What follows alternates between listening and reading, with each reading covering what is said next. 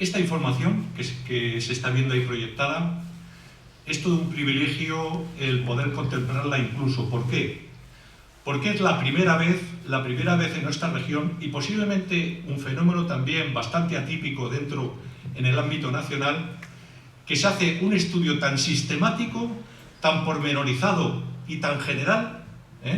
Yo siempre he dicho que en el ordenador de Vicente Juan Medrano Salamanca, que es el autor del libro que tienen ustedes aquí, el libro que es Consejo de Guerra a Mujeres en la región de Murcia, del año 1939 a 1944.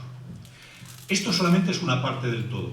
Es decir, no exagero nada que los expedientes, tanto de sumarísimos militares como de expedientes de prisión que haya revisado Vicente Juan, pasan de los 20.000. Y ese ordenador, que no es ese ordenador, el pendrive que lleva toda la información, de alguna manera en el tema de la memoria histórica es como si fuera el gran hermano en Murcia. Es decir, que ahora mismo haya una base de datos totalmente exhaustiva y completa sobre lo que fue la represión política desde el año 1939 al 1945 es un privilegio. Eso posiblemente no exista en ninguna región de España. ¿Por qué? Pues porque tenemos la suerte de que en Murcia está todo concentrado en dos archivos. El archivo de la Armada, donde están principalmente, y estoy mirando de reojo porque Vicente Juan es un problema. Es decir, cuando hablas cualquier cuestión de este tema, él lógicamente, en base a su conocimiento enciclopédico que tiene sobre la cuestión, yo sé que él internamente me está rectificando, pero bueno, algo hay que decir, porque si no, no decimos nada. La base de datos que tiene Vicente Juan ahora mismo es exhaustivamente, casi al 99%, la relación exhaustiva de toda la gente, tanto en hombres como en mujeres, que sufrieron penas, no solamente de cárcel, algunos fueron fusilados, mucha gente murió en la cárcel, también hay que decirlo, y eso posiblemente es un privilegio que no tenga ninguna provincia. Digo provincia porque en la República y al final de la guerra Murcia era provincia, ahora es la región murciana, pero posiblemente no existe ninguna comunidad autónoma. Es decir, estamos contemplando, como decían los romanos, la historia nos contempla, y en este caso la historia de los procesos sumarísimos que hubo después de la guerra y de los expedientes de prisión nos contempla. Solamente, porque quiero ser corto, porque creo que esta charla va a ser muy interesante para todo el pueblo de Alhama. No solamente porque se presenta el libro, y luego ya quien quiera adquirirlo lo pueden adquirir, pero porque vamos a hablar de gente, alameños y alameñas, que estuvieron encartados en aquel momento. Concretamente vamos a hablar de dos cuestiones que son muy importantes. Hay un episodio casi cinematográfico que fue la fuga que hubo por parte de 3 alameños de la cárcel del convento de Totana. Yo la estudié en su momento, pero la verdad es que para mí es cierto complejo ver que muchas cosas de las que yo daba como asentadas no lo son. Porque Vicente, tiene mucho más información que pueda tener yo, y la verdad que estudié bastante el tema.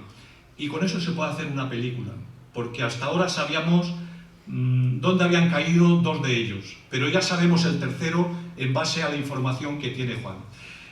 Yo agradecer sobre todo a las organizaciones políticas, tanto Izquierda Unida, la Asamblea Local, como a la agrupación del Partido Socialista, que han promocionado esto. Creo que es un tema importante, y sobre todo acabaremos hablando del objeto de esta charla en última instancia, que es de las mujeres, concretamente mujeres republicanas, que fueron reprimidas a partir del año 1939. Y es de lo que trata el libro. Y creo, y espero, y con esto corto, solamente decirle que ha hecho un libro sobre las mujeres, pero hay que hacer más libros sobre este tema, porque la información que tiene Vicente Juan, eso tiene que ser explotado, ¿eh? Y ya solamente decir una última cosa. Ese periodo que va de 1939 a 1945 fue una situación que unió a varias poblaciones. Unió a Lama, unió a Totana, unió a Mazarrón, unió a Ledo y unió a Librilla, que eran los pueblos que componían el partido judicial y que aún lo siguen componiendo. Los unió en la cárcel, ¿eh? Y a Totana le supo tener ese triste papel de que las instituciones carcelarias de la comarca, y a nivel provincial estaban en Totana, en la cárcel propia de partido y en el convento de Capuchino. Pero sobre todo, otra cosa también importante, muchos alameños y muchas alameñas pasaron por los procesos judiciales sumarísimos y pasaron en Totana, concretamente en una de las aulas del Colegio de la Milagrosa. Es decir, que en esas tres instituciones, primero dos instituciones carcelarias y luego una institución militar de procesos sumarísimos militares, nos unió a las cuatro poblaciones. Por allí pasaron cantidad de personas. Y ya dar paso, y yo me callo, y creo que va a ser muy interesante lo que Vicente Juan nos va a decir.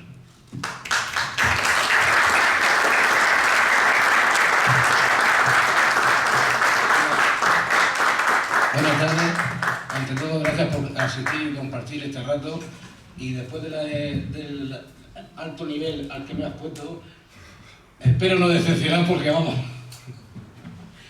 Bueno, como este libro es el resultado del estudio de la totalidad de los procedimientos judiciales militares que se produjeron en la región de Murcia después de la Guerra Civil, es decir, desde el 1 de abril del 39 hasta el 48, en que fue el último ejecutado en la región, aunque todavía en los años 60, personas que se habían exiliado de España, sobre todo ahora, cuando empieza la guerra de independencia de Argelia con Francia, vuelven a España sin permiso y conforme son detectados por la Guardia Civil, son detenidos y todavía, como digo, en la primera década, los primeros años de los años 60, todavía son juzgados en Consejo de Guerra por su actuación durante la Guerra Civil, cuando hacía ya 25 años que había terminado.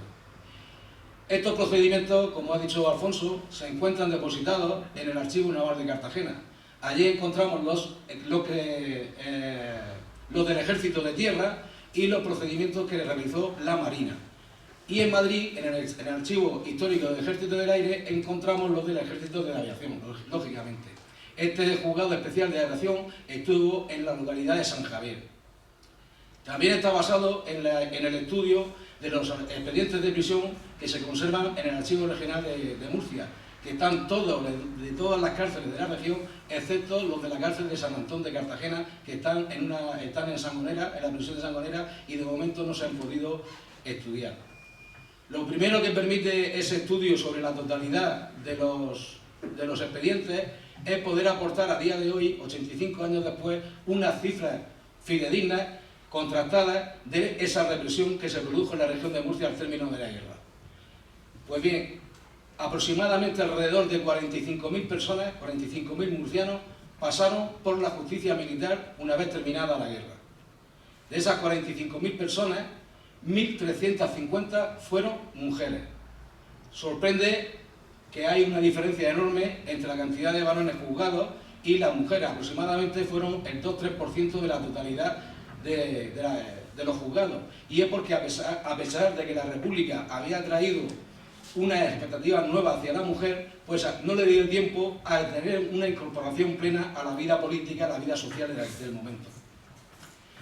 Hoy podemos ponerle cifras, como digo, a esta represión. Y en la región se produjeron 771 fusilamientos de personas que fueron ejecutadas entre el 21 de abril del 39, que comienzan las primeras ejecuciones en el cementerio de Pinalos de Murcia, hasta noviembre del 48, en que es fusilado el último, un vecino de Yecla, 771 personas. En la región, en el año 39, se produjeron fusilamientos en 5 poblaciones. En Murcia fueron 507 en total, en el periodo que estamos estudiando. En Cartagena fueron 181, en Caravaca fueron 36, en Lorca 35, en Totana 11 y en Jumilla una persona. Pero a partir de enero de 1940 sale una nueva circular y solo se sigue fusilando en Murcia y en Cartagena. En Murcia se fusila a todo el personal civil y en Cartagena sigue funcionando los fusilamientos a cargo de la Marina, del personal militar dependiente de la Marina, de los marinos y del personal civil que estaba al servicio de la Marina. En el resto de poblaciones se acaban los fusilamientos, es decir, que si una persona era de Alhama y fue condenada o era condenada a pena de muerte, su fusilamiento se produjo en Murcia. Aquí en Alhama no hubo ningún fusilamiento. Aquí tenéis las 5 personas que fueron fusiladas con vecinos vuestros.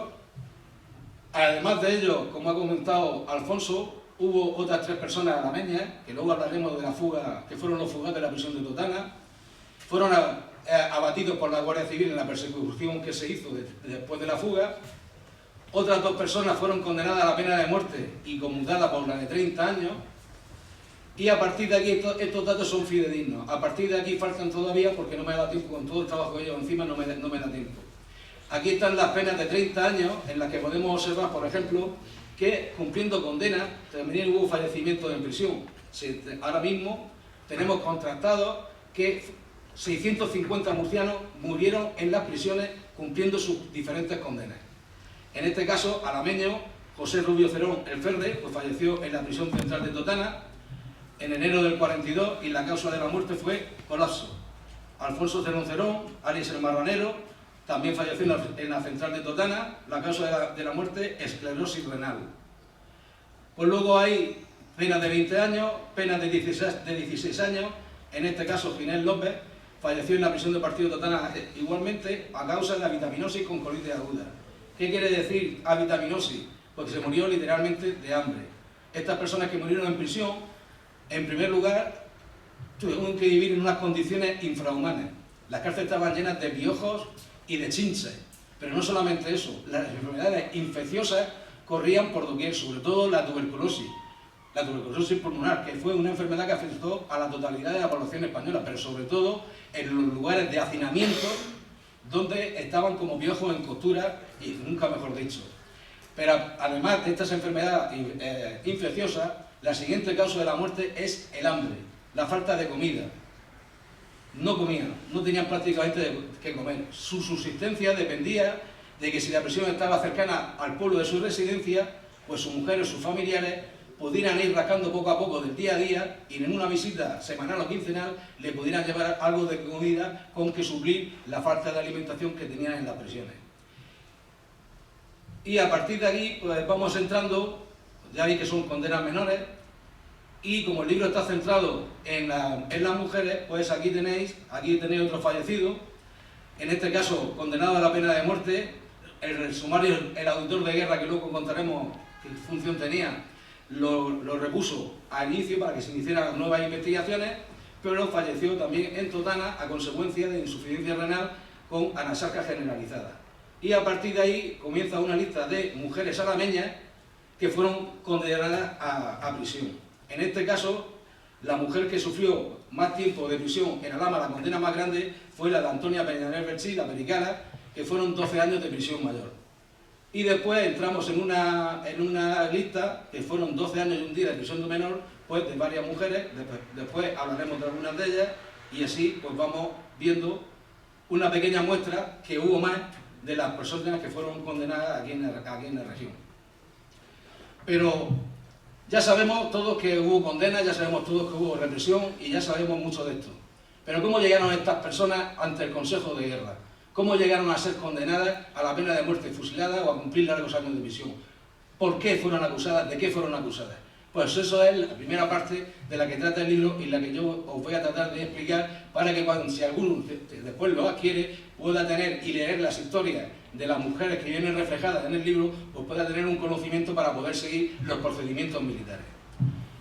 Tenéis que tener en cuenta que hemos dicho que todas estas personas fueron juzgadas de acuerdo al Código de Justicia Militar, porque el bando de guerra que se publica al inicio de la guerra prácticamente deja en un segundo plano, prácticamente sin utilización, el Código de Justicia Penal Común, porque la justicia militar entendía de todo, ya fuera un asesinato, ya fuera un robo, ya fuera una quemada en la iglesia, una incautación, lo que fuera, un insulto a las altas jerarquías del Estado, la justicia militar entendía de todo. Como había que la justicia militar, sus delitos, no tiene nada que ver con los del Código Penal Común, se hizo una equiparación de los delitos comunes con los delitos del Código de Justicia Militar. Así encontramos que estas personas fueron condenadas por rebelión, por adhesión a la rebelión, por auxilio a la rebelión y por excitación a la rebelión. Esos que eran los delitos militares, los civiles se fueron adjuntando a cada una de estas categorías. Así, un paseo, eufemismo de asesinato producido en la retaguardia republicana en los primeros 6 meses de la contienda, que todos sabemos, y no hay que negarlo, que hubo unos 6 meses aproximadamente en la región, hasta final de enero del 37, en que la retaguardia, no solamente la murciana, sino toda la zona republicana, pues fue un descontrol,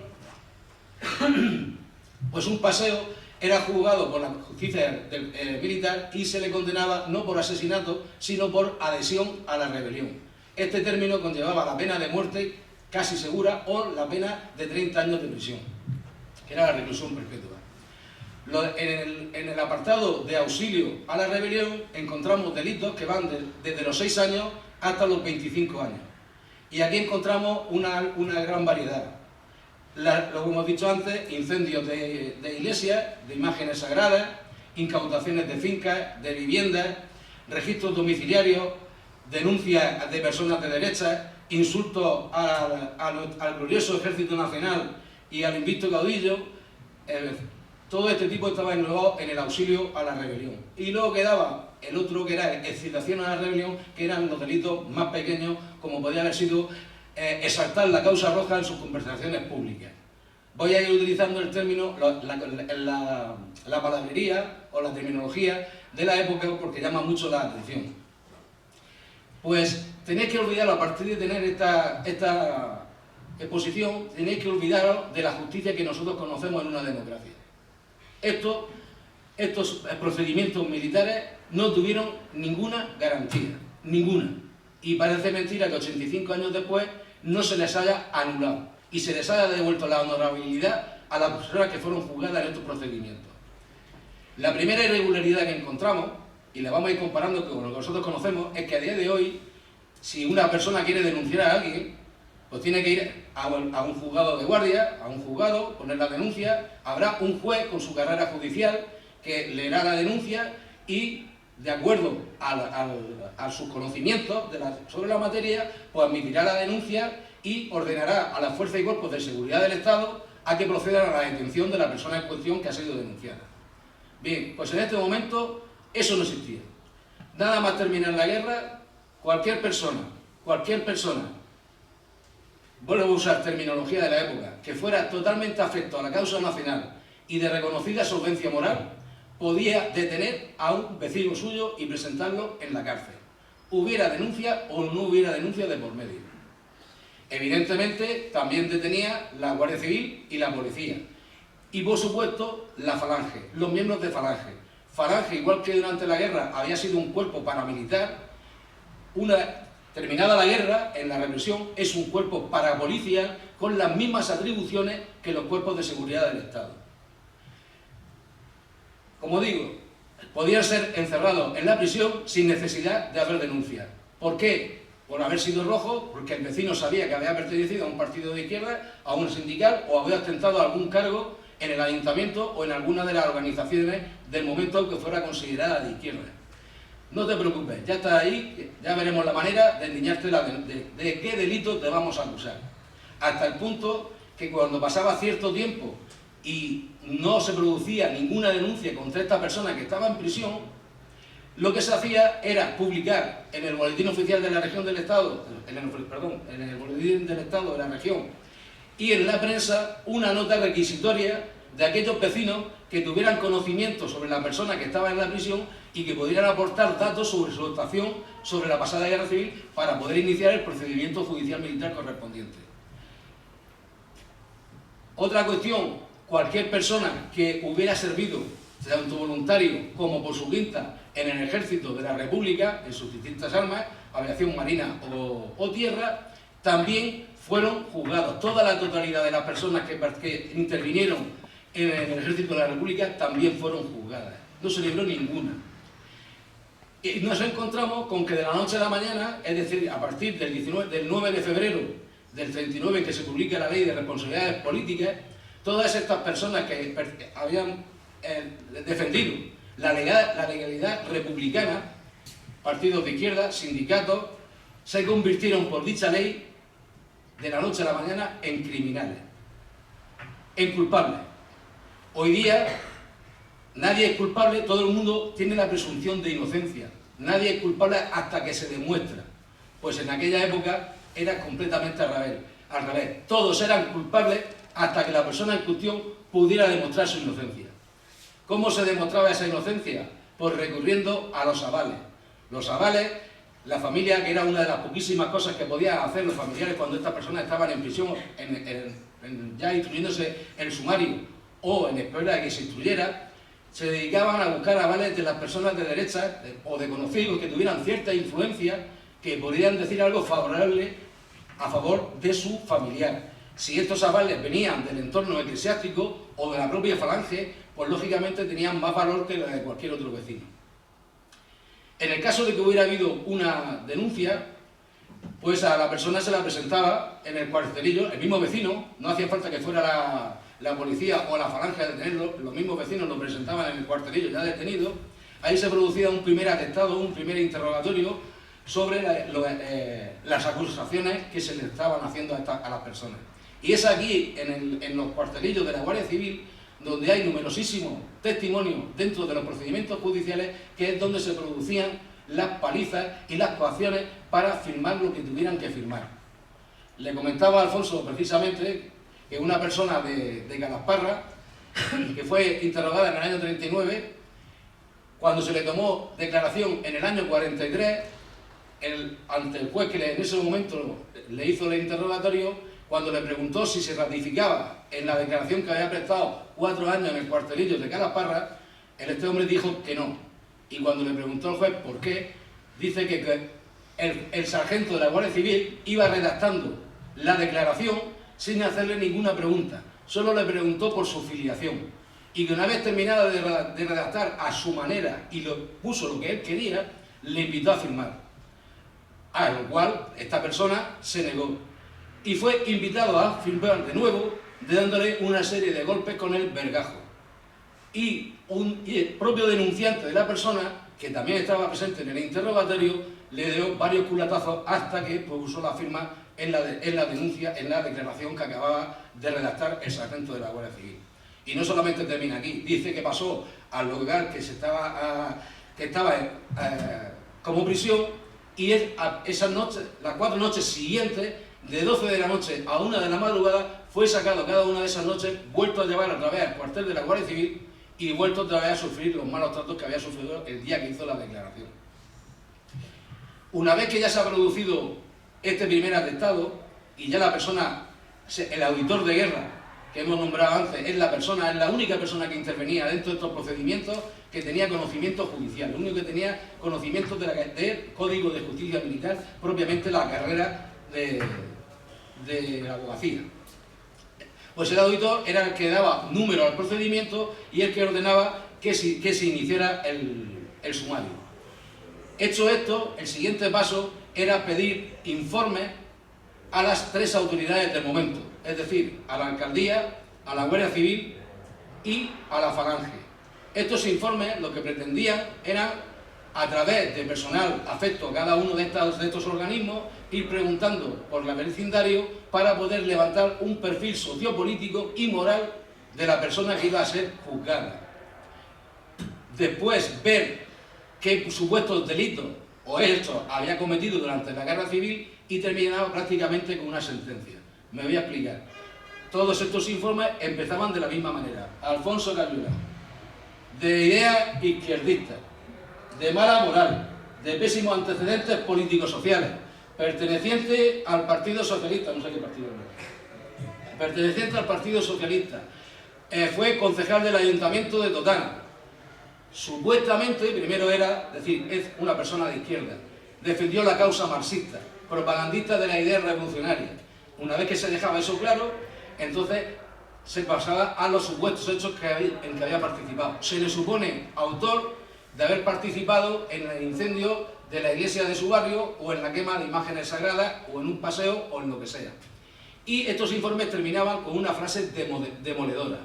El concepto que nos merece es el de ser una persona indeseable para nuestra santa causa, para la Nueva España y para el nuevo Estado.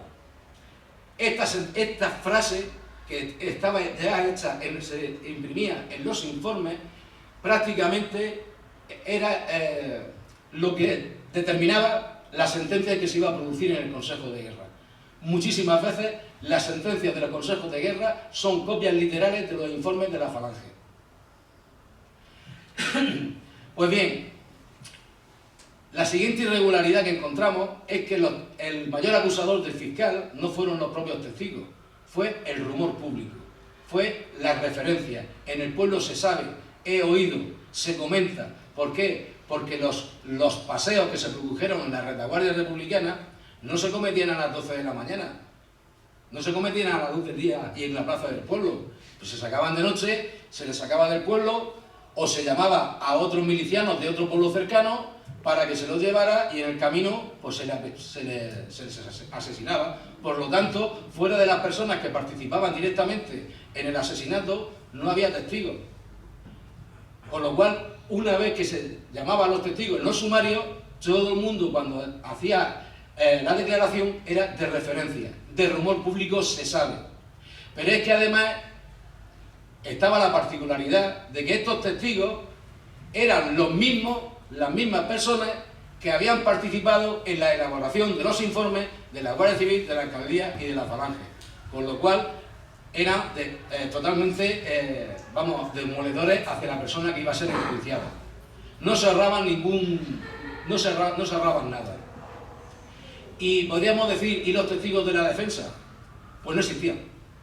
No existían porque no existía tampoco el abogado defensor en estos procedimientos. Durante toda la sustanciación de los sumarios, las personas que estaban siendo encartadas no disponían de la figura del abogado defensor.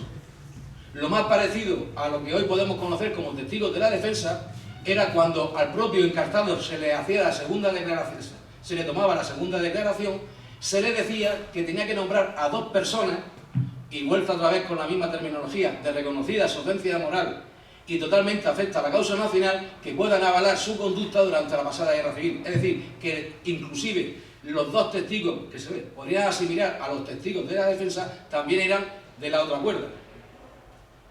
Por lo tanto, la defensa que hacían tampoco era con muchas ganas. Entre otras cosas porque había un miedo tremendo. Porque hay varios reflejados en los sumarios que una vez que llega el Consejo de Guerra se le llama la atención a la autoridad militar para que inicie procedimientos contra alguna persona que ha defendido claramente al encartado, y se extrañan de que una persona hable a favor de la persona que está siendo juzgada cuando hay 11 o 12 testigos que están diciendo que era malo o malísimo. Por lo tanto, hablar bien de un encartado podía suponer que a esa persona también se le iniciara un procedimiento para ver por qué decía aquellas cosas. Es decir, el miedo total. Pero la ilegalidad llegaba hasta el extremo de que en muchos procedimientos ni siquiera existían los testigos, ni de la acusación ni de la defensa. Es decir, hay una señora de Cieza que un vecino le pone una denuncia, se le toma una declaración a la denunciada, el denunciante se ratifica en la denuncia, se le vuelve a tomar declaración a la denunciada y automáticamente el auditor de guerra aprueba toda la instrucción del extenso procedimiento, comparece ante el Consejo de Guerra, es condenada a la pena de muerte y fusilada en 48 horas. Y el delito del que es acusada por el denunciante simplemente es que un día con un cuchillo de grandes dimensiones intentó agredirla. Ni siquiera había participado esta señora en un intento de asesinato, porque el propio denunciante dice que lo que quería era cortarle una pierna. Pues este procedimiento no tuvo ni un testigo. Pero claro, había que justificar la ausencia de testigos. Pues el auditor de guerra justifica esta ausencia de testigos diciendo que es tal la solvencia de los organismos, alcaldía, falange y guardia civil, que han emitido los informes, que no es necesario llamar testigos, que lo único que van a hacer es decir lo que afirman las tres autoridades. No es necesario. Esta mujer fue detenida, denunciada, detenida, enjuiciada y fusilada en 48 horas. Pero existió el defensor, sí existió el defensor. ¿Cuándo empezaba a actuar este defensor? El mismo día en que se producía el Consejo de Guerra. Y no es que fuera a entrevistar a los encartados, no es que fuera a interrogar a los que iban a ser juzgados, no. 3 horas antes de iniciarse el Consejo de Guerra se le pasaban las actuaciones judiciales a la persona que ejercía de defensor, que tampoco tenía la carrera judicial, era un oficial del ejército de rango inferior, evidentemente, porque al del presidente del Consejo de Guerra y el de los vocales que actuaban en los consejos de guerra. Con lo cual, dentro del mundo militar, era también una forma de intimidación hacia esa persona que ejercía las funciones de defensor, aunque tampoco tenía mucha gana, y luego lo iremos viendo. Pues imaginaros que en un procedimiento, si solamente iba una persona y se le pasaban 3 horas antes, al menos a la persona que actuaba como defensor le podía dar tiempo, si no era muy extenso, como el caso que acabamos de relatar, pues le podía dar tiempo a leerse las actuaciones judiciales. Pero hay que tener en cuenta que en un procedimiento podía ir una persona, podían ir 2, podían ir 15, podían ir 30, podían ir 60, podían ir 80 y hasta 177 personas en un mismo procedimiento. Y aunque las declaraciones eran 1 o 2 o como máximo 3 por persona, la actuación judicial cuando iban 80 personas tenía este tamaño. Si se le entregaba al abogado, al defensor, no abogado, al defensor con 3 horas de antelación, os podéis imaginar qué tipo de defensa podía efectuar sobre la persona que iba a ser juzgada. De tal modo que cuando llegaba su turno en el Consejo de Guerra, se limitaba a decir, a rebatir los cargos del fiscal, a decir que no estaba suficientemente probado los cargos que se le imputaban y solicitaba la clemencia de los componentes del Consejo de Guerra para que le rebajaran la pena pedida por el fiscal en un grado. Por ejemplo, a la persona que el fiscal pedía la pena de muerte, pues el defensor pedía que se le impusiera la pena de 30 años de reclusión. En otros casos, directamente se refería a la incultura de los procesados. Si mírenlo, si no saben ni leer ni escribir, si no tienen cultura, son pobres engañados por los pérfidos dirigentes de izquierda que, bajo falsas promesas de mejora en su trabajo, han sido engañados y utilizados para cometer los asesinatos y los crímenes que los dirigentes no han querido cometer y se han pegado la vida al padre. Bueno, pues después de ir poniendo en este contexto, vamos a derivar hacia las mujeres, que realmente es el libro. ¿Por qué realizar el libro sobre las mujeres? Porque todo lo que yo quería explicar y con los ejemplos que vienen en el libro, era mucho más fácil hacerlo sobre las mujeres, porque eran menos. De las 1.350 mujeres que fueron condenadas en los procedimientos judiciales, 30 lo fueron a la pena de muerte. Y solo, entre comillas, 15 fueron fusiladas. Por lo tanto, era más fácil por una cuestión de espacio. Pero hay una cuestión más importante, y es que la mujer, de alguna manera, para mí, sufre una represión de 2 maneras distintas. Sufre una represión directa y una represión indirecta. Y me voy a explicar. Esta persona que va en la contraportada se llama Pilar Zapato Cánovas, era vecina de San Javier y fue condenada con 23 años a la pena de muerte. Pues esta persona, si fue denunciada, detenida, condenada a la pena de muerte, aunque tuvo la fortuna de que se la conmutaron por la de 30 años y sufrió prisión, pues lógicamente es una víctima directa de la represión. El libro también intenta demostrar que la represión no fue solamente dirigida individualmente hacia una persona. La represión se dirigió a los núcleos familiares al completo. Esta persona, lógicamente, tenía su familia. Pues tenía un padre, tenía una madre, tenía 3 hermanos, una hermana y un cuñado. Pues fijaros este ejemplo de que la represión iba dirigida a los núcleos familiares completos. Su padre fue condenado a 30 años de prisión y murió cumpliendo condena en una prisión de Santander. Su hermano mayor fue condenado a la pena de muerte y ejecutado en el cementerio de Pinardo en 1940. El siguiente fue condenado a la pena de muerte y ejecutado en el cementerio de Pinardo en 1942. Su hermano menor, con 20 años, es decir, que cuando lo condenaron a reclusión perpetua por hechos supuestamente cometidos cuando tenía 17 años, menor de edad, también falleció en una prisión del norte del país. Su propia hermana fue condenada a 6 años de prisión y el marido, su cuñado, fue ejecutado en Cartagena en octubre del 39. Es decir, 5 miembros de una misma familia fallecidos en cuestión de 3 años. Su madre Josefa, la abuela Josefa, esa persona, esa mujer jamás va a aparecer en una lista de víctimas, no va a aparecer nunca como una persona represaliada. ¿Y alguien puede tener dudas de que la madre de Pilar no fue una víctima de la represión si vio desaparecer a su familia en 3 años?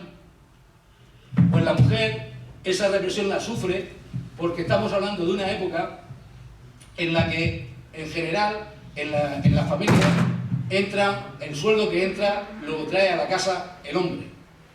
Cuando en un núcleo familiar se encuentra un varón o 2 varones o 3 varones detenidos, es decir, el padre, el hijo mayor e inclusive hasta el padre, hay casos de que las 3 generaciones están reducidas a prisión en el mismo espacio de tiempo, la mujer se queda sola a cargo de un montón de hijos, porque en una época que cuando tenía una mediana edad ya tenía 6 o 8 hijos, están señaladas como mujeres de rojo, con lo cual no pueden acceder a los trabajos en igualdad de condiciones que el resto, se tienen que hacer cargo de la economía familiar, de quitarse lo poco que ganan ellas y los niños o las personas que se quedan a su cargo para poder llevarla a sus familiares que están en prisión, porque si no, como hemos dicho antes, no comían y también morían.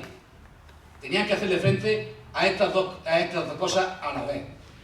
Tenéis que pensar que la mujer, hasta la llegada de la República, pues ha sido una ciudadana de segunda.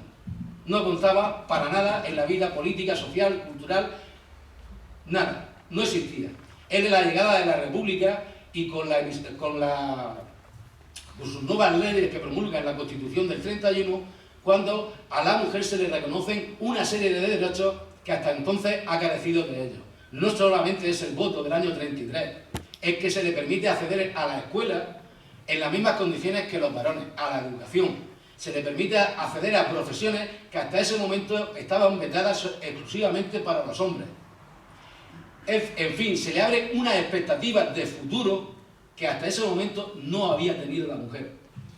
Y la mujer, aunque todavía no participe en la vida pública y en cargos públicos, no es muy corriente todavía, la mujer no es tonta, pero sí percibe que se le está abriendo un nuevo futuro, un nuevo futuro.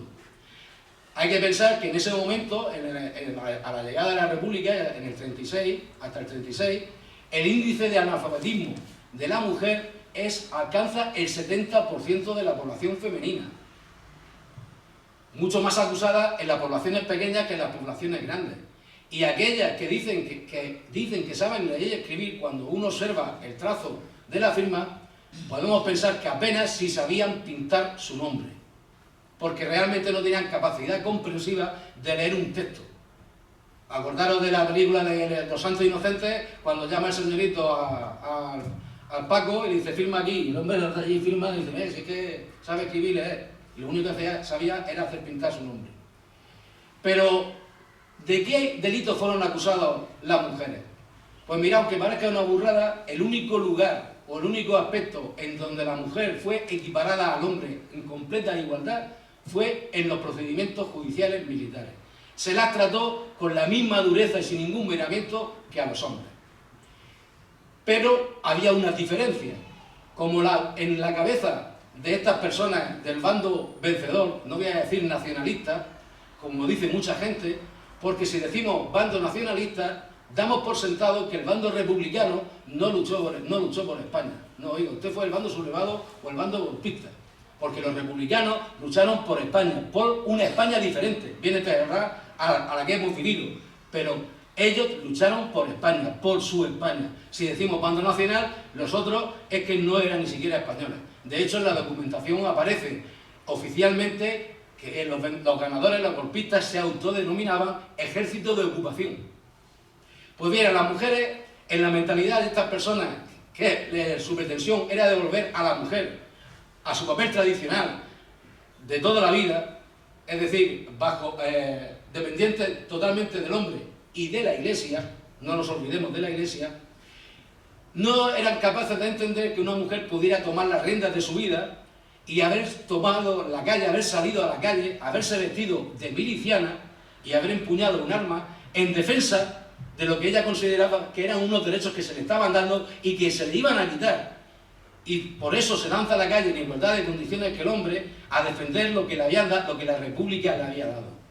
Aquí en la región, o por lo menos hasta ahora, yo no he encontrado ningún caso de ninguna mujer miliciana que fuera a participar al frente. Las milicianas aquí en la región que existieron se dedicaron a ejercer guardias dentro, en los pueblos, de controles de automóviles, de registros domiciliarios, de cacheos de las mujeres de derecha. Luego iremos aclarando algunos términos de estos, porque parece que una incautación o un registro o un cacheo es un delito. Aclararemos por qué se producían estas cosas y veréis que no tiene su sentido común. Pues bien, como en su cabeza no podían pensar que la mujer hubiera tomado la rienda de su vida y no poder situarla materialmente o directamente como autora material de los paseos, lo que se intentaba era localizarla en el lugar por donde hubiera pasado la víctima. Si, por ejemplo, la víctima estaba en el depósito municipal del ayuntamiento la noche en que fue sacado para ser paseado y en la puerta del ayuntamiento había un tumulto de la horda marxista o de la turba de izquierda, pues a la mujer se la situaba entre ese tumulto, excitando a los hombres, incitando a los hombres, apelando a la falta de masculinidad de ellos, es decir, con perdón, a su falta de huevos, para hacer lo que había que hacer con las personas de derecha. Es decir, a la mujer se la acusa de incitadora y de excitadora del elemento masculino. Pues cuando lograban de alguna manera situarla en algún punto por el que hubiera pasado la víctima, pues esa mujer fue acusada de adhesión a la rebelión y de haber participado, aunque fuera de una forma indirecta, en el paseo de esa persona. Con lo cual, ya podía ser condenada a la pena de muerte por un delito de adhesión a la rebelión y ser llevada ante el piquete de ejecución. La siguiente acusación que se le hacía a las mujeres venía dado igualmente con su calidad de citadora e incitadora, en este caso capitaneando las turbas y las manifestaciones que se producían en los pueblos. Capitaneaba las turbas cuando fueron a incendiar la iglesia de fulano. Capitaneaba las turbas cuando fueron a quemar las imágenes sagradas. Participó en el saqueo de la iglesia. Hay multitud de ejemplos de lo que para uno era saqueo y para otro era pura necesidad.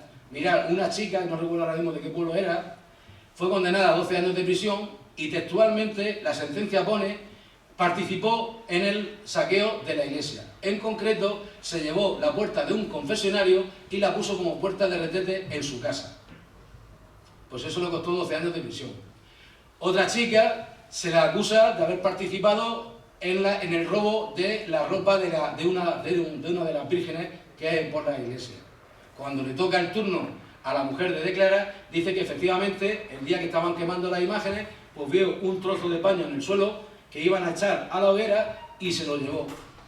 Y lo utilizó para hacerle unas bragas a su hija, porque no tenía bragas.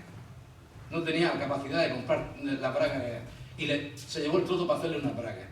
Pues este tipo, lo que para uno era un saqueo de objetos sagrados, para nosotros era pura necesidad. No solamente para las bragas, se hacían abrigos, se utilizaban para hacer zapatos, en fin. Igualmente se la acusaba de haber participado en incautaciones de finca o domicilio. Es decir, delitos contra la propiedad privada. Pero realmente estos delitos existieron. No digo yo que no hubiera excesos, pero es que tenéis que tener en cuenta que la región de Murcia, que siempre estuvo en retaguardia, la región de Murcia no tuvo combates, aquí lo que fue, vino un aluvión de personas desplazadas de la parte de Andalucía que sí tenía frente de guerra. Lo que está pasando ahora mismo con los ucranianos. La gente que está desplazada, que está saliendo por millones y que hay que darle, cuando llegan a la retaguardia, hay que darle alojamiento, hay que darle comida, hay que darle trabajo, hay que escolarizar a los niños, hay que atenderlos.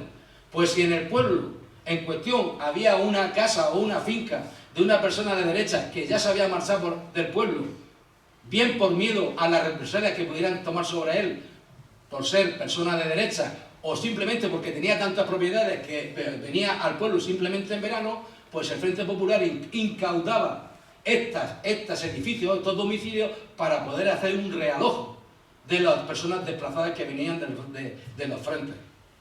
¿Se hacían registros domiciliarios? Pues sí. ¿Y qué se buscaba? Pues se buscaban armas. ¿Por qué? Porque en cada pueblo de España, el día 18 de julio, la parte reaccionaria, la parte de derecha, se intentó sublevar, aunque no triunfara el golpe de Estado en cuestión en esa localidad. Y si se intentaron sublevar, era porque tenían armas.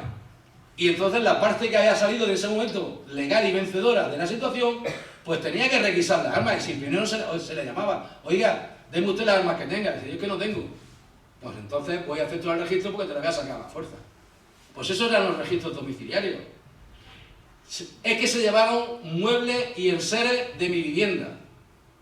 Despojaron todos los enseres de la cocina. Y cuando llega la declaración de la persona en cuestión, dice que efectivamente participó en la requisa de muebles y enseres de cocina porque era para llevarlos al hospital de sangre que había en la localidad. En fin, podéis ver el trato de una parte de otra. Cuando a la mujer ya no se le podía acusar transfor y situar en una quema de iglesia, en una incautación y demás, el siguiente delito de la que era acusada era el de haber sido miliciana. Pero no por el hecho de haber tomado el arma, que también, era por haberse atrevido a vestir como el hombre con pantalones. Había roto con lo tradicional. Se había vestido como un hombre, como el pantalón, en igualdad de condiciones. Que también por coger el arma, pero se hacía mucho hincapié en que iba vestida de miliciana. Y cuando no se podía a la mujer adjudicar ninguno de estos delitos, pues automáticamente se le atacaba en su moralidad. Con esto quiero decir que se la acusaba directamente de ser prostituta. Todas las mujeres rojas eran prostitutas. Todas, si no todas, el 95%. En la solapa del libro, nada más abrir el libro, hay una fotografía de un documento de Falange informando sobre una chica que pertenecía a una sindical y Falange emite su informe. Pues dice textualmente que su moralidad era tan baja que dio ocasión a ser violada. De este tipo de ejemplos podemos encontrar muchísimos. El hecho de ser miliciana implicaba que tenía que hacer guardias. Guardias que eran diurnas y nocturnas. Pues esas guardias eran consideradas por la parte que en su mente la mujer tenía que ser, como he dicho, tradicional y dependiente del marido. Se la veía a altas horas de la noche haciendo rondas por el pueblo y entraba y salía constantemente acompañada de elementos masculinos de la casa del pueblo. Ya estaba indicando que tenía una moralidad frágil. Se casó durante el periodo rojo y la dominación marxista al estilo rojo. Es decir, se casó por lo civil. Pues esa era otra acusación. Entonces todo eso conllevaba penas de 6 a 12 años. Las condiciones de vida que sufrieron las mujeres en la prisión fueron igual de terribles que los hombres. Pero la mujer tiene un periodo de tiempo, que es el embarazo, que está en unas condiciones especiales. Pues hay una chica de Lorca que fue detenida el mismo 1 de abril del 39 y encarcelada en la prisión de partido de Lorca, y se ve que estaba recién embarazada, porque el parto se fue a producir en diciembre del 39. Y cuando llega el momento, o está llegando el momento, el médico forense de la prisión se ve que tenía cierta conciencia y escribe un certificado y se lo manda al auditor de guerra para que la mujer que estaba próxima a dar a luz pasara al hospital para efectuar el parto. Y le da 2 motivos al auditor de guerra para que no se niegue a la petición que le está haciendo. Uno de ellos es el hacinamiento en el que se encuentra dentro de la cárcel, es decir, como piojos en costura, uno encima de otro. Y el siguiente argumento es que ni siquiera tiene cama. Se pasó todo el embarazo durmiendo en el suelo.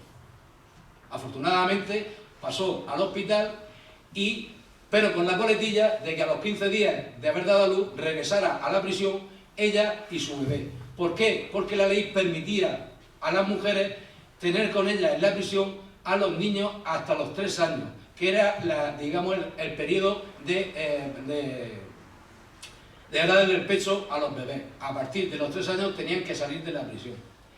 Estos niños que estuvieron en prisión sufrieron las mismas condiciones de hambruna que sus madres. Hay certificado en la prisión provincial el fallecimiento de una niña con 5 meses porque la madre no tenía capacidad, aunque le ponía al pecho, no tenía nada que darle. En fin, en Cartagena había un hospital de caridad y a las monjas, al inicio de la guerra, pues a las monjas las despiden del hospital.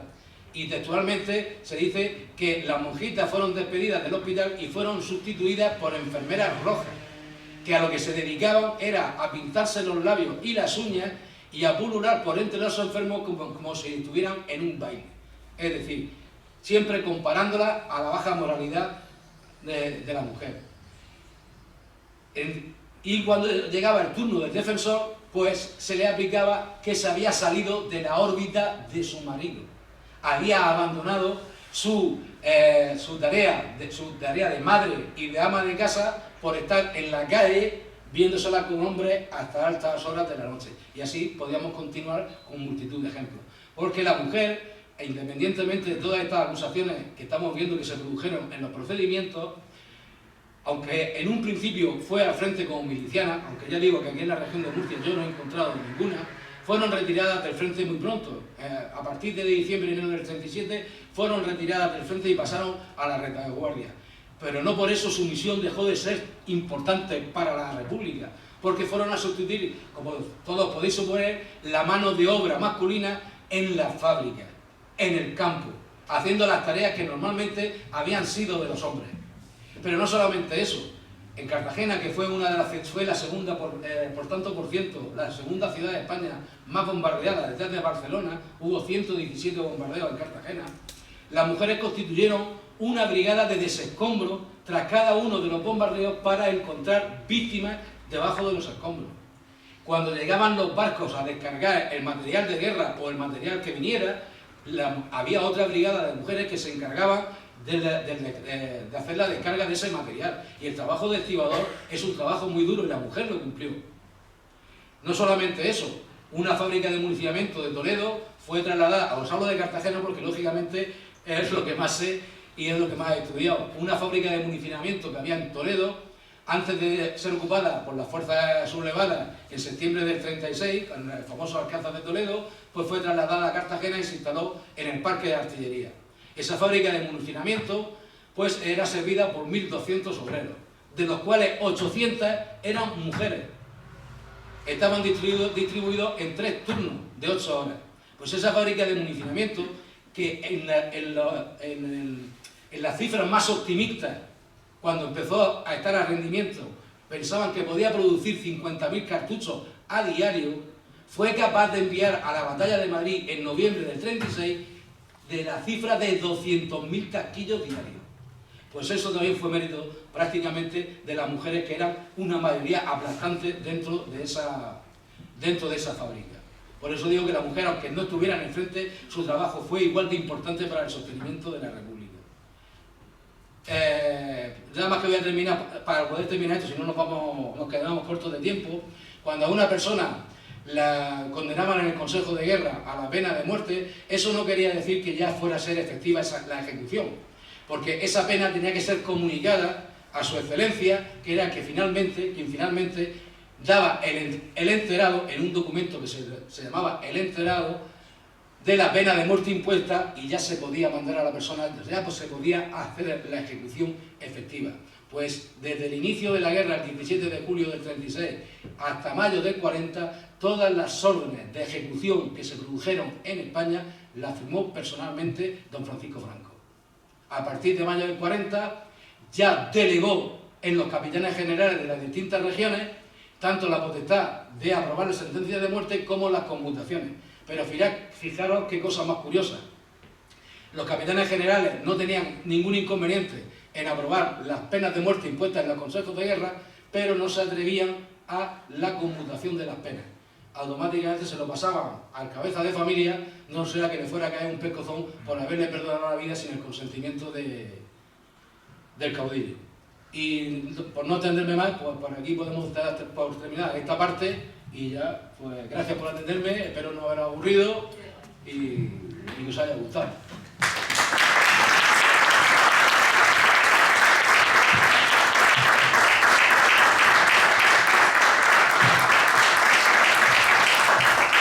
Hay dos temas que Vicente Juan tiene mucha información como con respecto prácticamente a la generalidad de procedimientos que se hicieron después de la guerra. Y concretamente son dos que tienen mucho que ver con Alhama. Primero, un tema que es casi de película, que es el tema de los 3 evadidos que hubo de la prisión de Totana, concretamente el 5 de enero de 1942, que él tiene una información terrible y que yo, vamos, creo que deberías, dado que tienes todo, sí, eres como el gran hermano. Pero me voy a poner de pie porque si no aquí no lo veo bien. Exactamente. Aunque no tenga el micro. ¿Se me oye bien? Sí. Mirad, 3 alameños protagonizaron una fuga el 5 de enero de 1942 de la prisión del convento de los capuchinos de Totana. Este es el plano que realizó el juez instructor cuando investigó la fuga, cómo se había producido, por dónde y las condiciones que se había producido. Es decir, eso sería esta parte de fuera, donde es la línea exterior, sería el muro exterior de la prisión, del convento, el edificio principal de la prisión donde estaban alojados los reclusos, este es el patio donde salían, que esta línea discontinua marca que estaba separada del muro exterior con una alambrada para... La línea que se ve de punto aquí en esta parte del patio, pues era una protección más para que los reclusos no pudieran llegar a lo que era el muro exterior de la prisión. Bien, pues estas 3 personas, alameños, fueron Juan González Martínez, alias el Cabo Ferroviario, Salvador García Lara, alias el Enterrador, y Juan García Soto. Juan Soto García, no recuerdo ahora mismo el orden del apellido. Este no tenía, no sé me acuerdo si tenía, ahí marca no me acuerdo del... Era Juan Soto, Juan Soto García. Pues los 3 tenían motivos más que suficientes para fugarse. Salvador había sido ya condenado en un consejo de guerra a la pena de muerte, aunque había tenido la fortuna de que el auditor de guerra no llegó a aprobar esa sentencia antes de pasársela al caudillo para que la confirmara, porque estimó que faltaba investigación y datos en el procedimiento y había sido devuelto para que se iniciara otra vez el procedimiento con las nuevas aportaciones que se podían hacer a ese sumario. Pero este hombre ya tenía claro que podía llegar al pelotón de ejecución, aunque de momento se hubiera librado. Juan Soto García también había sido juzgado y condenado a 16 años de prisión, estaba cumpliendo condena en Totana, pero habían aparecido nuevos cargos contra él que también suponían el inicio de otro sumarísimo y que también le podían llevar a ser condenado a la pena de muerte. Y Juan Moreno Martínez, el único de los 3 que no había sido juzgado, pero también tenía cargos de haber participado en algún paseo en el frente de Granada, concretamente en Guadix. Pues bien, el 5 de enero, a las 6:15 de la tarde, protagonizaron la fuga. La mecánica fue la siguiente. A esa hora, todos los días, el oficial jefe de la prisión, aquí veis un cuadradito en el centro, eso era una escalera y tenía una plataforma, y ahí se subía el jefe de la prisión, el oficial de servicio de la prisión. Ese día se mandaba a formar a todos los reclusos de la prisión, que en ese momento había 800, no sé la capacidad que tendría la prisión. Era como una esponja, es decir, que llegó a ver cuando vinieron los 600 presos franceses, es decir, franceses sobre todo, ingleses, norteamericanos, llegó a haber 1800. O sea que se estuvo expandiendo y comprimiendo conforme las necesidades. Pues en ese momento había 800 reclusos. Si veis, en la parte de arriba hay 2 cuadraditos pequeños, que uno es el lavadero y el otro son los aseos. Pues los presos, antes de continuar, en las esquinas había 4 garitas, lógicamente, con un centinela. Pero hacía unos meses que por falta de personal, los centinelas de la garita número 1 y el centinela contrario de la garita número 3 se habían suprimido. Solamente quedaban los de la garita número 2 y la garita número 4. aprovechando los reclusos que no existía el centinela de la garita número 3, tenían por costumbre meterse detrás del lavadero y del edificio que hacía a las veces de váter, de aseo, para quitarse de la vista del vigilante número 2 y de los que estaban recorriendo el patio. Me imagino que sería una cosa normal el que quisieran tener un poco de intimidad y no sentirse constantemente vigilados en cada momento por los guardianes. Pero es que además, en esa zona del lavadero y del aseo, la alambrada que había detrás estaba deteriorada. Y este trozo que da entre la alambrada y el muro, en la esquina de la garita número 3 hacia la número 4, hacía pendiente, estaba cuesta abajo, de tal manera que hacía como una especie de muro, un callejón, se hacía un callejón. Y como en medio hay una raya, que eso era una pared, que había ahí una pareta, como decimos aquí en Murcia, una pareta, el vigilante de la garita número 4 no tenía visión de esa parte. Pues bien, estas personas idearon su fuga con tiempo, con bastante tiempo de antelación, y a la hora de formar en el patio, se quedaron en ese callejón que formaban debajo de la garita número 3. Una vez que los reclusos estaban formados, pues se tocaba el himno nacional, se hacía un canto franquista y entonces desfilaban por delante del oficial de prisiones para introducirse a través del rastrillo dentro del edificio para pasar la noche. Pues justo cuando estaba entrando el oficial, que iba el último de esa formación de 800 personas, se escuchan 2 disparos. 2 disparos porque el vigilante de la garita número 4, el muro tenía 4,5 metros de altura. No había visto en el callejón a nuestros 3 protagonistas, tapados por el muro que hay en la mitad, pero cuando se acostaron encima del muro para saltar al exterior, el vigilante sí los observó y les hizo 2 disparos, aunque en ese momento no le dio.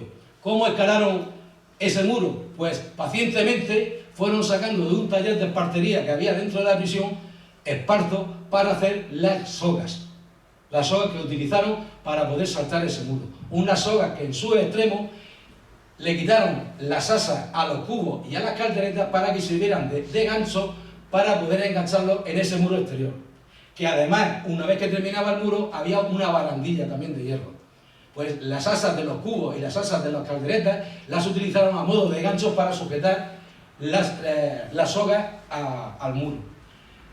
Pero como tenía mucha altura, esas sogas le pusieron unos trozos de madera horizontales que fueron recogiendo de la leña que encontraban en el patio, fueron recogiendo palitos pequeños, más grandes, más cortos, para ponerlas en la cuerda y estuvieran horizontales para que sirvieran como escalones. Y además también construyeron unas pértigas con tablones, que dice el sumario que es que en el patio había un teatro, o se estaba montando un teatro, que ahí nos viene reflejado. Hicieron unas pértigas con tablones que yo me imagino, porque no lo especifica, que sería para poder solventar la altura desde el muro hacia el exterior, ¿verdad? Que interiormente habían usado las cuerdas, pero no se iban a entretener en el muro en recoger las cuerdas para echarlas por otro lado. Es decir, ellos sabían que tenían que subir, que lo iba a ver el vigilante, como así sucedió, y le hizo 2 disparos, y la pértiga salía para poder saltar hacia el exterior. Bueno, pues estas 3 personas, esa noche, en casa de uno de los reclusos, de una de sus tías, alameña, Carmen Moreno La Darga, la hermana de Juan Moreno Martínez, había dejado un bulto con ropa, un bulto con un abrigo, con ropa para poder emprender la fuga. Y emprendieron la huida en dirección a Guadix. Tuvieron la mala suerte de que mientras preparaban la fuga, uno de los reclusos, a los que se le tomó declaración cuando se hizo la investigación de este suceso, vio a Juan Moreno hacer un plano. Dale al fondo siguiente. Sí, tranquilo. No, esa no se separa antes, hay una línea que se ve así. No, será para. No lo sé. O minimiza y ya está. Tira ahí.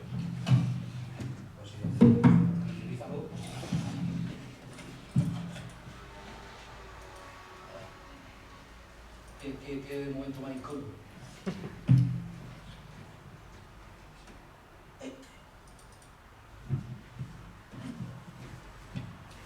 tuvieron la mala suerte de que cuando estaba planeando la fuga, uno de los reclusos vio a Juan Moreno Martínez hacer este plano.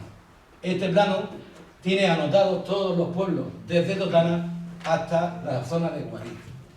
Y eso lo declaró en un interrogatorio ante el juez que estaba instruyendo el sumario. Con lo cual, desde un primer momento, se pudo alertar a la Guardia Civil de todas las zonas que supuestamente iban a recorrer para que estuvieran pendientes del paso de los 3 fugados. El día 10 de enero se fueron el 5 de enero. Pues el día 10 de enero, a la altura de un lugar que se llama Llano de las Cabricas, se conoce el lugar por el mojón de las mulas, ahí hubo un primer enfrentamiento con la Guardia Civil. Y fueron abatidos Salvador el Enterrador y Juan Soto García. Juan Moreno Martínez consiguió escapar de ese enfrentamiento. 2 días después, es decir, el 12 de enero, Juan Moreno volvió a tener otro enfrentamiento con la Guardia Civil a la altura de Chiribel, del cual también consiguió zafarse. Y finalmente caería abatido también en el enfrentamiento de la Guardia Civil en la zona de Baza. Ahora os voy a enseñar el certificado de defunción.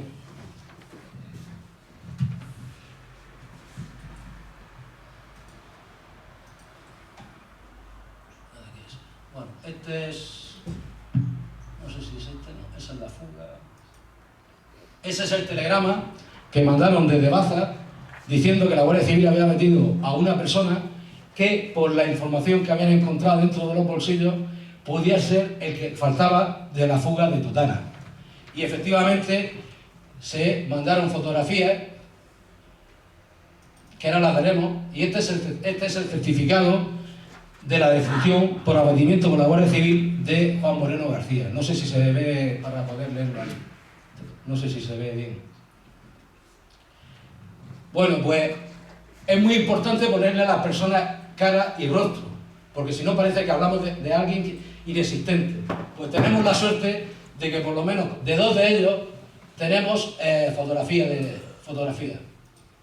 Mire, este hombre es Juan Moreno Martínez, en una fotografía que llevaba en su cartera. Todas estas fotografías las llevaban en la cartera los evadidos. Esta es la misma persona y parece que está recostada en una parihuela con un grupo de amigos, pues en algún momento de su vida que sería feliz, señalado con una cruz, con otro grupo de amigos, la cruz haciendo referencia a la persona. Este hombre, antes de la guerra, pertenecía al cuerpo de tren, al cuerpo de ferroviario. Pues este es el carnet cuando era cabo ferroviario. Se ve por ahí en el sello, se ve ferroviario. Esta fotografía es del año 1929.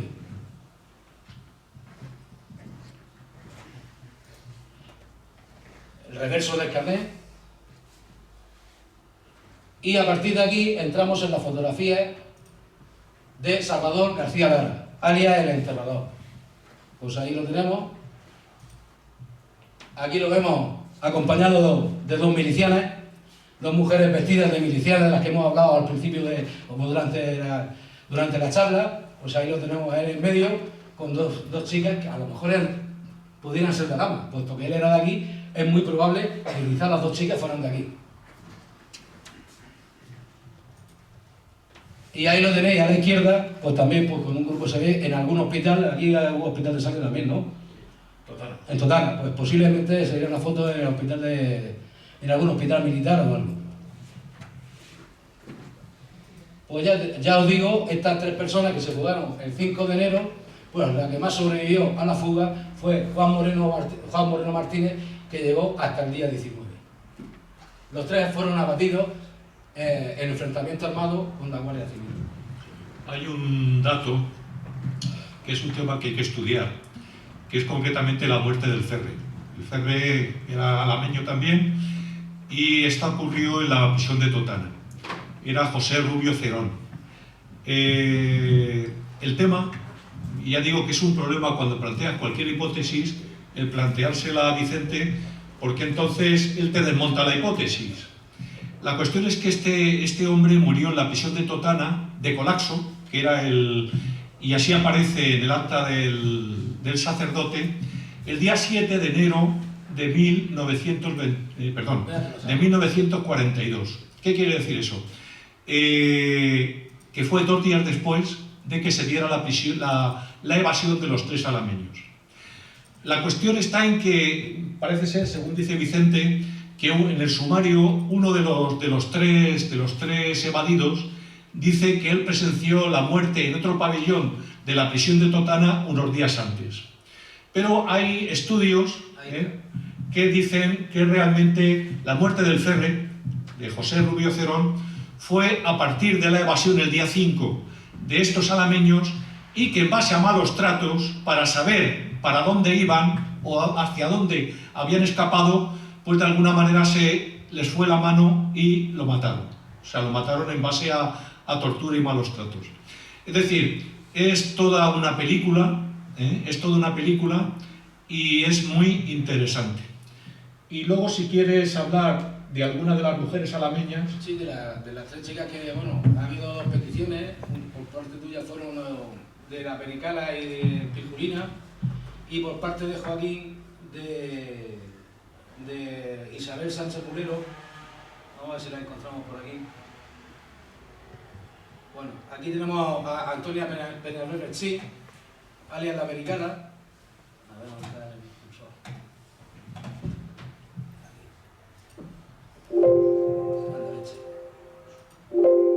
No lo vamos a ver porque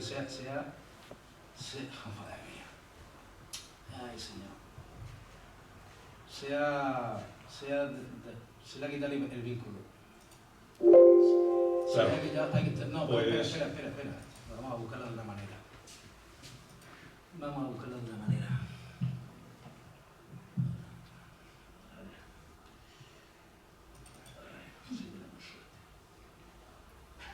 Ahí la tenemos. Antonia Peñalver Berchí, la Pericala. Esta mujer tenía 38 años, era viuda y, como hemos comentado antes, pues era una de las muchas que no sabía leer ni escribir. Hija de Pedro y de Dolores, de profesión sus labores, era de la Costera y perteneció a la CNT después del 18 de julio. Era muy importante para la justicia militar saber si la afiliación a una sindical o a un partido político se había producido antes del 18 de julio o después del 18 de julio.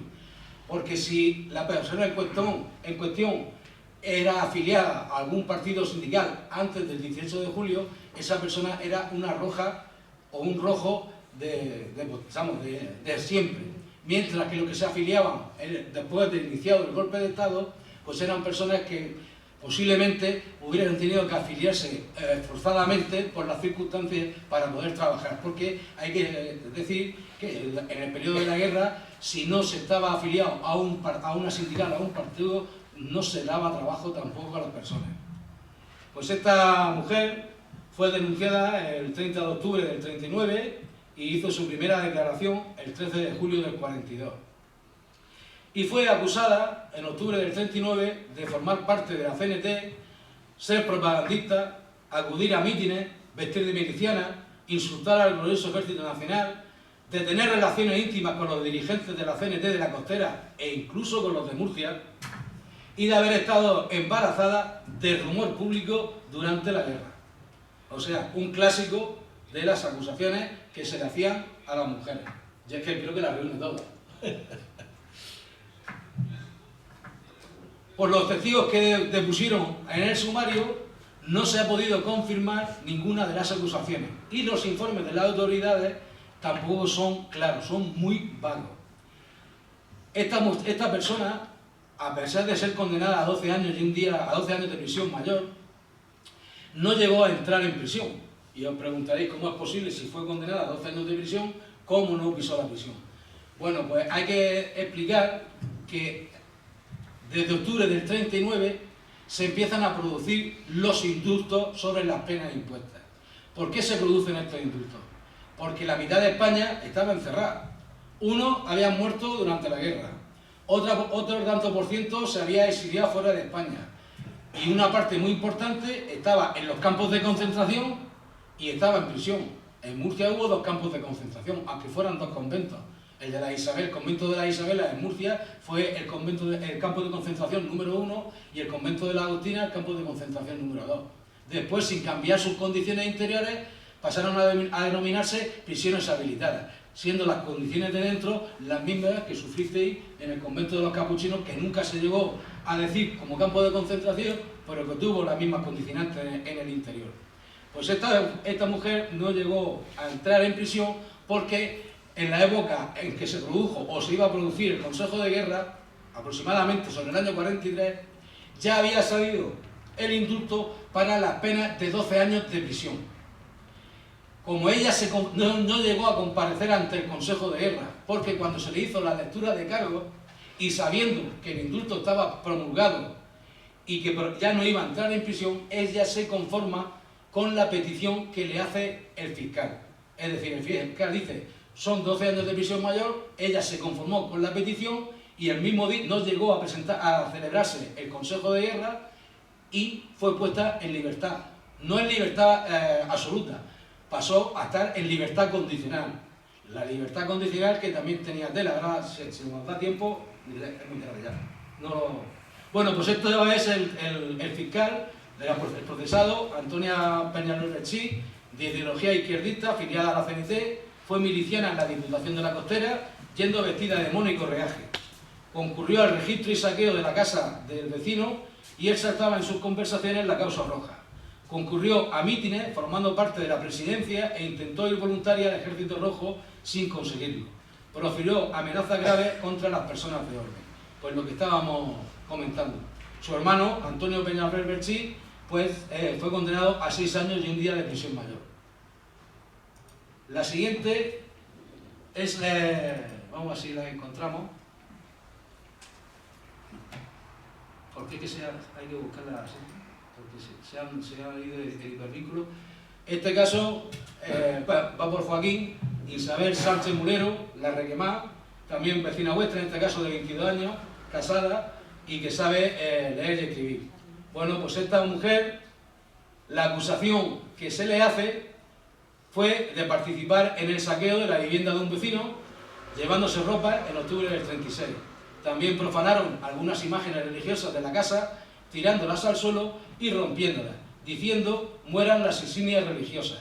La denuncia la hace el propietario de la vivienda por referencia de su criada y un empleado. Es decir, que la vivienda estuvo incautada y el propietario no estaba ocupada por el criado y el empleado. Pues él lo sabe por referencia, no lo ha visto. El empleado y la criada, lógicamente, pues ratifican la denuncia que ha hecho su dueño. Isabel, en su primera declaración, dice que ha debido haber un error, pues ella no ha pisado la casa del denunciante. Y también se le hace la acusación por informe que contrajo matrimonio cívico laico con gran pomposidad en uno de los salones de la Casa del Pueblo con el alcalde en funciones, Antonio Ramírez Gómez, alias El Torero, yendo a vivir a una casa incaudada. El propio propietario de la vivienda dice que no tuvieron intervención en la incautación y que sí que es verdad que él, cuando recuperó la casa, al ser liberada al ama, notó la falta de ciertos enseres. Pero también dice que esas cosas que él echó de menos por muebles y por vajillas le fueron devueltas por la encartada a la finalización de la guerra. Y la otra persona que le habían dicho fue Leonor, alias la Pijolina. A ver si la encontramos. Esta no es.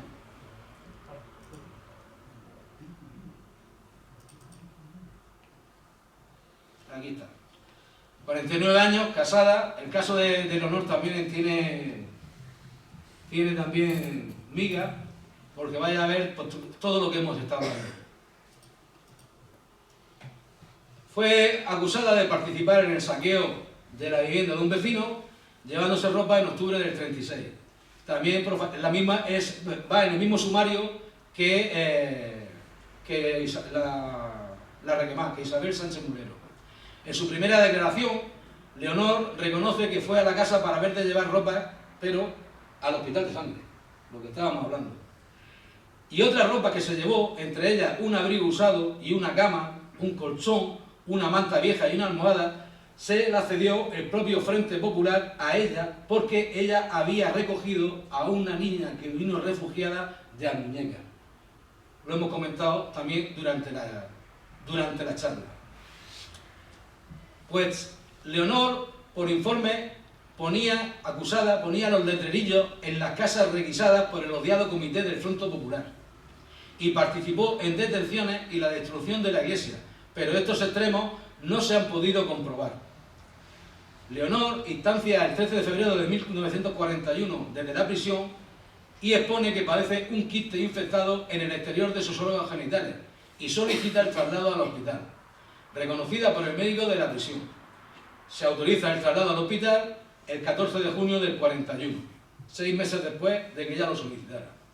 En agosto del 41 y por escrito del hospital le ha sido verificado un oportuno reconocimiento a la procesada y no aparece enfermedad alguna que aconseje su hospitalización, por lo que se pide que sea devuelta a la prisión, ya que está ocupando una cama que es necesaria para enfermas que se hagan sin hospitalizar esperando vacante.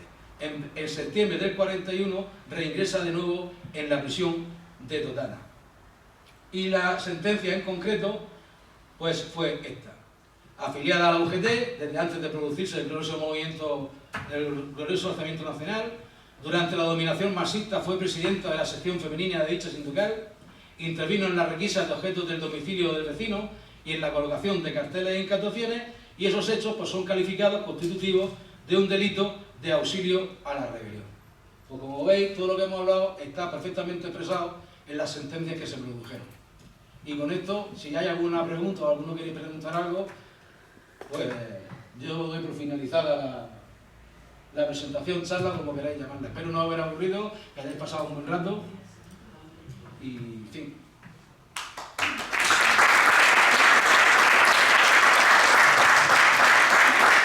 Me ha quedado un detalle y hace muy poco tiempo Joaquín, que está allí en la esquina, con la cámara de vídeo, me cedió una carta de su abuelo que estaba ingresado en la prisión de Totana el día que fueron fusilados las 11 personas de Totana. Y le voy a pedir a Joaquín que suba aquí y que es su nieto, que lea la carta de su abuelo. Te toca, compañero. Te toca. Hay que decir que el 19 de octubre de 1939, en ese paquete de 11 personas que fueron fusiladas en el cementerio de Totana, había un alameño, que era José Ramírez el Cuco. Bueno, esto está en... Ya, pero porque si no, no se puede leer. Era la noche del 18 al 19 de octubre de 1939. Durante el día corría el rumor de que la próxima noche iban a fusilar. Esto me emociona un poco porque la carta es el dolor que sufriría mi abuela cuando recibiera esto, ¿no? Era un papelito muy doblado que mi abuelo se lo dio una de las ocasiones que fue a ver. Y entonces arriba ponía, para recuerdo, guarda este papel. Bueno, me disculpáis que... Bueno, llegó la noche hora tras hora y el cuchicheo no cesaba entre unos y otros. A las 11 me quedo entre sueños y a poco me tocan y me dicen: Joaquín, despierta y escucha. Ya han llegado 3 camiones, a por los sentenciados, bien. Nos sentamos todos en las camas y yo lío un cigarro y casi el temblor de nervios que me invadió no me dejó fumármelo. A las 12:30 empiezan a oírse los cerrojos de las celdas que vienen a aumentar más nuestra intranquilidad. Se oyen voces que dicen: vestiros y ala, que ibais a confesar. El terror aumenta por momentos y más cuando vemos que el piquete y el tropel se acercaban para la enfermería. Mi abuelo estaba en ese momento en la enfermería, que dice también en la carta que era la mejor habitación que había en la cárcel, donde había 60 personas, que se querían, había un espacio tan estrecho que se querían estirar los pies, tenían que subirlo a la pared arriba. Eso lo dice en otro trozo de la carta. Bueno, El terror aumenta por momentos y más cuando vemos que el piquete y el tropel se acercaba para la enfermería. De momento nos echamos todos sobre las camas y simulamos que estamos durmiendo.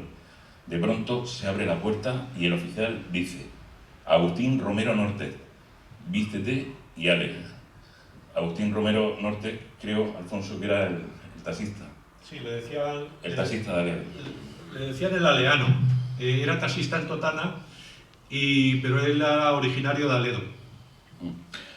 Aún más aumenta nuestro terror. Así hicieron la saca hasta 11.